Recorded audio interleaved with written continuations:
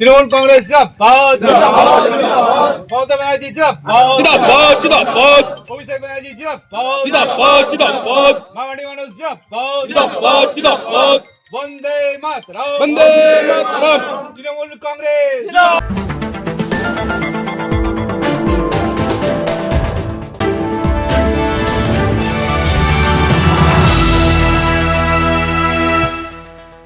বিজেপির ঘর শূন্য হলো সোনামুখীতে।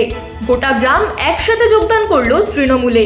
সোনামুখী বিধানসভার বড় যাত্রা বুথের কুবেরবান্দা গ্রামে ভোটার প্রায় 250-রও বেশি। এতগুলো ভোটার একসাথে কমে যাওয়া মানে একটা বড় লস বিজেপির। স্থানীয় গ্রাম পঞ্চায়েত চেয়ারম্যানের ইন্ধনেই পুরো গ্রামবাসী এই সিদ্ধান্ত নেয়। গ্রামবাসীদের অভিযোগ, 2021-এ জয়ী বিজেপি প্রার্থীর হাত ধরে সিকিভাগও উন্নয়ন হয়নি এই গ্রামের। সেই জায়গায় রাজ্য সরকারের দিয়ে লক্ষ্মীর ভান্ডার, যুব সাথী পাওয়া যাচ্ছে। তাই ঘরের খেয়ে বোনের মোষ তাড়ানোর কোনো মানেই হয় না মনে করেই গ্রামবাসীর এই দলবদল। আমাদের এমএলএ আমরা রেখেছি এই বুথে জিতিয়ে, কিন্তু আমাদের কোনো উন্নয়ন করেনি। সেই জন্য আমাদের গোটা গ্রামবাসীকে নিয়ে আজ তৃণমূলে যোগদান করলাম। গোটা আমাদের গ্রাম চলো না, এই ছাড়া কোনো উপায় নাই, তো কোনো কাজ নাই, কোনো কর্মস্থান নাই। মমতা ব্যানার্জি উন্নয়ন করছে, আমাদের এখানে কোনো উন্নয়ন নাই। সেই মারফতে যে আমাদের গ্রামের কোনো কাজ আমাদের করে, তাই এই ডিআর ভাইয়ের হাত ধরে আমরা সব এলাম। আমাদেরকে কিছু করার নাই, এইরকম করা ছাড়া, এই দলে ফিরে আসা ছাড়া কোনো মানুষটা কোনো উন্নতি হচ্ছে না। গ্রামের স্বার্থে আসতে বাধ্য হলাম, উন্নয়নের জন্য তৃণমূলে আসতে বাধ্য হলাম। এখানে মোটামুটি এটা একটা ছোট্ট পাড়া, সেখানে 250 থেকে 300 জনের বসতি, মানে ভোটার। এটা বরচাদরা বুথ। বিগত 21 সালে আমি যখন ভোট করি তখন এই বুথে আমি কোনো কর্মী পাইনি এবং পতাকা বাঁধার লোক পাইনি, এবং সেই সূত্রে আমরা এই বুথটাতে আমরা হেরেছিলাম। এতে দেখুন, তার লক্ষ্যই ছিল যে আমরা এই বুথটাকে আমাদের সরকারের সাথে, আমাদের মামাটির মানুষের সাথে যুক্ত করব, যাতে উন্নয়নের যে অব্যাহতি ধারা আছে সেই ধারায় যেন এরা সামিল হতে পারে। সেই সূত্র ধরে ঠিকঠাক করেই আমরা করেছিলাম, এবং আমাদের সাথে কথাই হয়েছিল যে আমরা এবারে সবাই মিলে তৃণমূল করবো। অনেককালে দেখা গেল সকালবেলাতে আজকে খবর পেলাম দিবাকর ঘরামি মহাশয় উন্নয়নের ডালি নিয়ে নাকি আমাদের এখানে র্যালি করতে এসেছিলেন। যখন র্যালি করতে এসেছিলেন, আমাদের এখানে যুবক ছেলেরা সব তৃণমূলের পতাকা বাঁধছিল, দেখে তাদের সাথে ছাড়াও দেয়নি, শব্দও দেয়নি। আমাকে সঙ্গে সঙ্গে ফোন করে, দাদা এই ব্যাপার, এখানে দিবাকর ঘরামি গেল 5 বছর ধরে কোনো উন্নয়ন না করে আমার আবার এমএলএ ভোটের জন্য চাইতে এসছে। তা আমাদের মা বোনেরা সবাই চাইছে তুমি এসো, তোমরা হাত ধরে দিদির পতাকায় ছায়ার তলে আমরা থাকবো, যাতে করে আগামী দিনে আমাদের রাস্তাঘাট, ক্লাব, ঠাকুরতলা যা কিছু প্রয়োজন যেগুলো হচ্ছে চারিদিকে, সেগুলো যাতে আমাদের এখানে হয়, বৃদ্ধ ভাতা যেগুলো আছে সেগুলো যাতে আমরা সামিল করতে পারি, তার জন্য আমরা সবাই যোগদান করব। এদিকে সোনামুখীর বিজেপি প্রার্থী দিবাকর ঘরামি বলছেন, তৃণমূল ভয় পেয়ে নিজেদের লোক নামিয়েই মিথ্যা প্রচার করছে। এসব ফেক নিউজ। তৃণমূলের মিথ্যা, ফেক।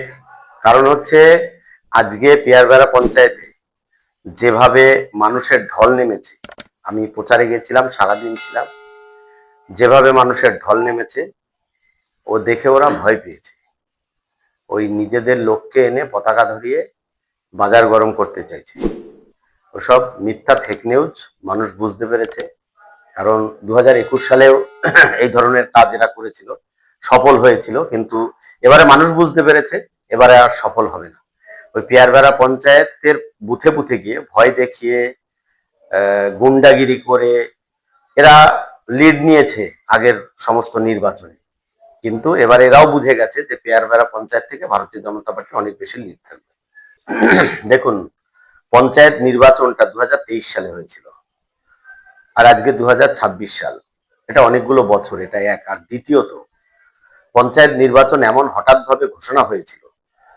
2021 সালের বিধানসভা নির্বাচনের পর এত সন্ত্রাস হয়েছিল, তো তারপরে গিয়ে ওই 23 সালে যখন পঞ্চায়েত নির্বাচন হয়েছে, তখন চারিদিকে ভয় ভীতি মানুষের মধ্যে ছিল।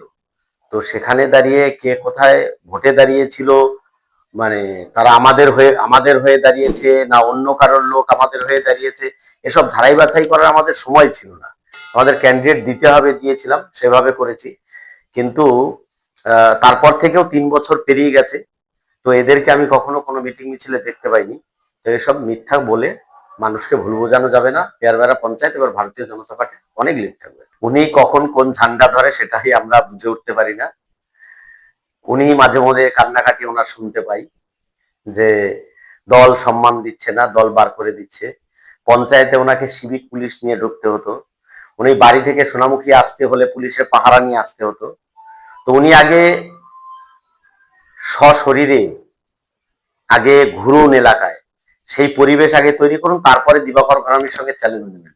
তৃণমূলের লোকরা ওনাকে বাড়ি থেকে বেরোতে দেয় না, উনি সেটা আগে ঠিক করুন, তারপরে এসে দিবাকর ঘরামির পেছনে লাগবে।